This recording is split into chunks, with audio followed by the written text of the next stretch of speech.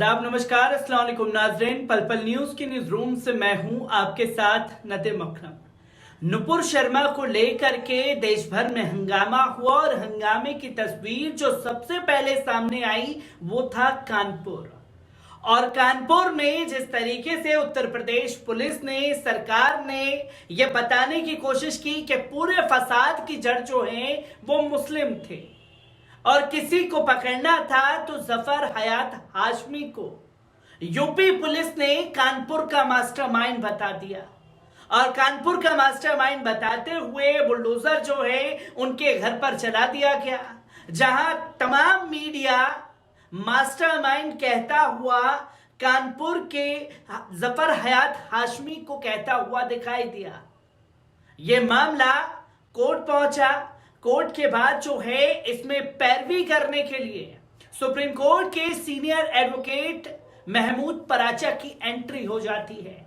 और एंट्री होने के बाद यूपी पुलिस पूरी तरीके से अलर्ट हो जाती है कि कहीं हमने जिसको आरोपी बनाया है, जिसके लिए मीडिया में हमने पूरा ड्रामेबाजी रचाया, अब इस केस में एडवोकेट पराचा के आने के बाद कहीं पोल ना खुल जाए।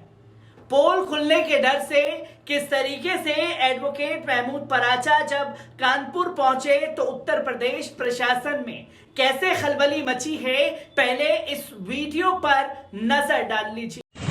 इतनी तो मदद कीजिए जब आप हैं साहब। अरे मैं लेके चलूंगा सर।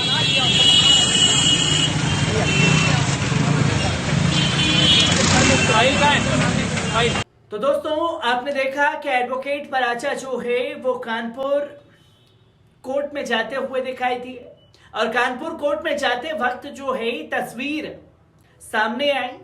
फिर इसके बाद उन्होंने प्रेस कॉन्फ्रेंस की। जो पूरा मामला था उस मामले को लोगों के आगे समझाने की कोशिश की। क्या कुछ एडवोकेट पराचा ने कहा, पहले उस पर नजर डाल लीजिए। लेकिन चार्जशीट फाइल होने के बाद अब मामला न्यायालय में आ गया है। न्यायालय उस पर फैसला करेगा कि चार्जशीट में कितना दम है, चार्जशीट में कितने झूठे सबूत जुटाए गए हैं, कितने लोगों को बचाया गया है। ये भारत के संविधान में और भारत के कानून में पूरी ताकत मौजूद है।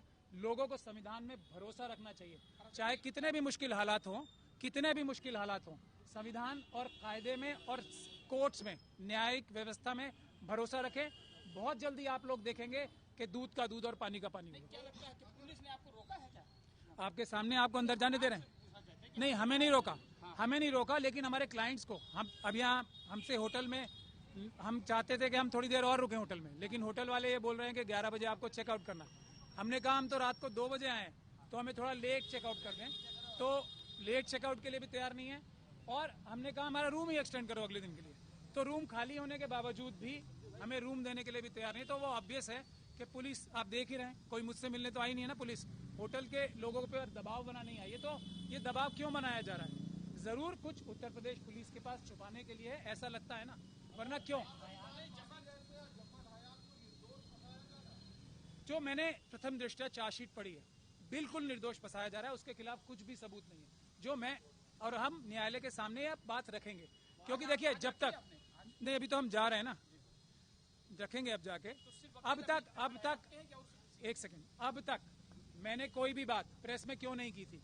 क्योंकि अभी पुलिस के पास ये कानून ने ताकत दी है कि वो एक चार्जशीट इकट्ठी करे और बनाए। अब सारे सबूत जब इकट्ठे कर चुकी है पुलिस, इसीलिए मैं आप प्रेस से बात कर रहा हूं कि इस पूरी चार्जशीट को भी देख के ऐसा कोई भी सबूत, ऐसा कोई भी गवाह ऐसा नहीं है जो उसके खिलाफ कोई भी सबूत पुलिस इकट्ठा कर। तो दोस्तों, आपने सुना एडवोकेट महमूद पराचा को, जिन्होंने पैरवी की खासतौर पर जफर हयात हाशमी की और ये कहा कि मीडिया ने किस तरीके से उन्हें मास्टरमाइंड बताने की कोशिश की। यूपी पुलिस ने उनके खिलाफ सबूत दिखा करके ये बता दिया कि भाई यही मेन आरोपी है। जो आरोपी बनाकर के आपने फाइल तैयार की है, कोर्ट में उसकी नकल कॉपी मांगी है एडवोकेट महमूद पराचा ने। और जब नकल कॉपी मांगी, कोर्ट में क्या कुछ हुआ, इसके बाद गोदी मीडिया को जब क्रिमिनल मीडिया कह दिया एडवोकेट पराचा ने, तो कैसे बिलबिलाया है गोदी मीडिया, इस वीडियो पर भी नजर डाली। पत्रकार बंधुओं ने, जिन्होंने बहुत ही ज्यादा सनसनीखेज खबरें छापी थी उस टाइम, जो अब चार्जशीट में भी जिसका जिक्र है, हालांकि तथ्य और सबूत कुछ नहीं है उनका, लेकिन पत्रकार बंधुओं की बहुत सारी बातें, और ज़्यादातर ऐसे पत्रकार बंधुओं को मैं अपराधी पत्रकार ही कहता हूँ, क्योंकि वो लोग एक एजेंडा पे जो काम करते हैं वो पत्रकार नहीं होते, वो अपराधी होते हैं। तो ऐसे पत्रकारों ने जो उस वक्त खबरें छापी थी, उसका जिसका कोई भी सबूत चार्जशीट में भी नहीं है, तो उनकी क्या स्टेटमेंट्स रिकॉर्ड हुई वो भी हमें सप्लाई की जानी चाहिए। तो ये एक महत्वपूर्ण हक, राइट अभियुक्तों का होता है, जिसके लिए हमने एक्सरसाइज की, आज ये एप्लीकेशन लगाई है। तो जज साहब ने वो बात हमारी सुनी है और उस पर अभी ऑर्डर्स रिजर्व किए। आप ये बताएं कि कुछ पत्रकार ऐसे भी थे जिन्होंने फैक्ट को सामने भी लाए थे, आप सभी पत्रकार को अगर ऐसे अपराधी कह देंगे तो? मैंने सभी को नहीं कहा है, मैंने उन अपराधी पत्रकारों को कहा है जिनको मैं अपराधी आज नहीं हमेशा कहता हूँ। आप लोग खास तौर पे जो एक बड़ा वर्ग है सोशल मीडिया का, मैं मेन स्ट्रीम मीडिया वालों को बोल रहा हूँ, चाहे किसी को अच्छी लगे या बुरी लगे। जो मेन स्ट्रीम मीडिया वाले बड़े बड़े टीवी चैनल्स हैं, बड़े बड़े अखबार हैं, वो एक एजेंडा के तहत जो खबरें छापते हैं, वो पत्रकार नहीं, भारत का चौथा पिलर नहीं, वो अपराधी हैं। आप जैसे लोग जो सोशल मीडिया के ईमानदार पत्रकार हैं, वो चौथा पिलर है देश का, मैं ये कहता हूँ। तो दोस्तों, आपने देखा कि किस तरीके से प्रशासन हड़कंप में दिखाई दिया। उन्होंने केस की पूरी जानकारी लोगों के सामने रखी और ये बताया कि जब से कानपुर पहुंचे हैं कैसे प्रशासन जो है अलर्ट मूड में आ गया। अब मीडिया को आईना दिखाने का काम एडवोकेट महमूद पराचा द्वारा कर दिया गया। तो पत्रकार बंधु कहते हुए दिखाई दिए कि साहब आप सबको क्रिमिनल नहीं बोल सकते, ये कहना गलत होगा। तो यहां एडवोकेट महमूद पराचा ने कहा, मैं सबको नहीं बोल रहा हूं, जो लोग मुस्लिमों को बदनाम करने के लिए खबरें तो छाप देते हैं, उस क्रिमिनल मीडिया को मैं बोल रहा हूं। यह तस्वीर लगातार सामने आई और किस तरीके से प्रशासन में खलबली मची, एक बार इस पूरी रिपोर्ट पर नजर डालते हैं। भाजपा से निष्कासित पूर्व प्रवक्ता नुपुर शर्मा की टिप्पणी के विरोध में नई सड़क पर उपद्रव कराने के मामले में गुरुवार को सुप्रीम कोर्ट के वकील मुख्य साजिशकर्ता हयात जफर हाशमी की पैरवी को कोर्ट पहुंचे, जहां उन्होंने दस्तावेजों की नकल दिलाए जाने की मांग की है। साथ ही कोर्ट से मामले की निगरानी करने की अपील की है। हालांकि निगरानी अपील के प्रार्थना पत्र पर कोई बल नहीं दिया गया।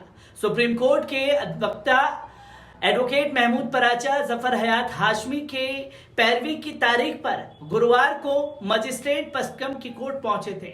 यहां उन्होंने 2 प्रार्थना पत्र दिए। पहला प्रार्थना पत्र में कोर्ट से दस्तावेजों की सत्यापित प्रति दिलाने की मांग की, जबकि दूसरे प्रार्थना पत्र में कोर्ट से निगरानी की अपील की। मामले में वकील मोहम्मद सलीम के मुताबिक कोर्ट ने पहले प्रार्थना पत्र को नियमित कोर्ट में रखने के निर्देश दिए, जबकि दूसरे प्रार्थना पत्र पर कहा मामले में चार्जशीट दाखिल हो चुकी है, ऐसे में इस स्तर पर निगरानी संभव नहीं है। उसके बाद इस प्रार्थना पत्र को स्वयं नॉट प्रेस कर दिया गया। नहीं, इससे पहले प्रेस कॉन्फ्रेंस को सूचना पर होटल पुलिस पहुंची। मीडिया महमूद पराचा ने जमकर भड़ास निकाली, उसके लिए अमर्यादित टिप्पणी भी की गई। नई सड़क पर 3 जून को विरोध प्रदर्शन के नाम पर उपद्रव हुआ था। हिंसक भीड़ ने हिंदू बहुल चंद्रशेखर हाथे पर हमला बोलकर पथराव किया था। हाशमी के संगठन के बारे में फैंस एसोसिएशन की मुख्य भूमिका पाई गई थी। उसके बाद हयात और उसके 4 साथियों की गिरफ्तारी की गई थी। हयात पर एनएसए यानी कि राष्ट्रीय सुरक्षा कानून भी लगा दिया गया। इस मामले में बिल्डर हाजी वसी मुख्तार अहमद उर्फ बाबा डिट्टू गैंग के अलावा खिचड़ी समेत 60 से ज्यादा लोगों को आरोपित किया गया था।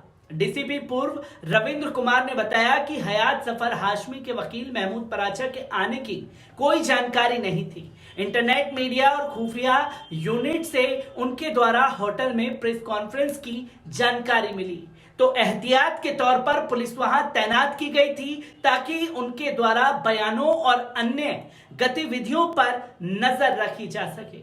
होटल प्रबंधन से बात की गई तो उन्होंने बताया कि अधिवक्ता द्वारा 2 कमरे बुक कराए गए हैं। पत्रकार वार्ता करने के लिए कोई जानकारी नहीं दी गई है और ना कोई इंतजाम किया गया था। अधिवक्ता को पत्रकार वार्ता से नहीं रोका गया है। वे कोर्ट के काम से आए थे और अपना काम किया।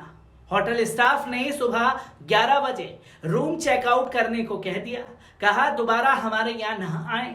हयात जफर हाशमी के खिलाफ कोई सबूत नहीं है, चार्जशीट फाइल हो चुकी है। कोर्ट में अपनी बात महमूद पराचा द्वारा भी रख दी गई है।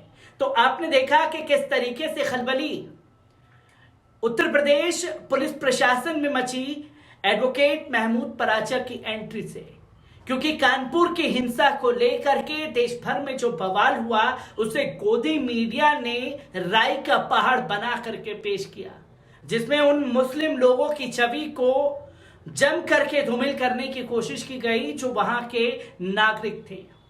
इसी को लेकर के एडवोकेट महमूद पराचा लगातार केस में बने हुए हैं। किस तरीके से कार्रवाई की जाएगी, तमाम अपडेट आप लोगों के साथ साझा करता रहूंगा। दीजिए इजाजत, शुक्रिया।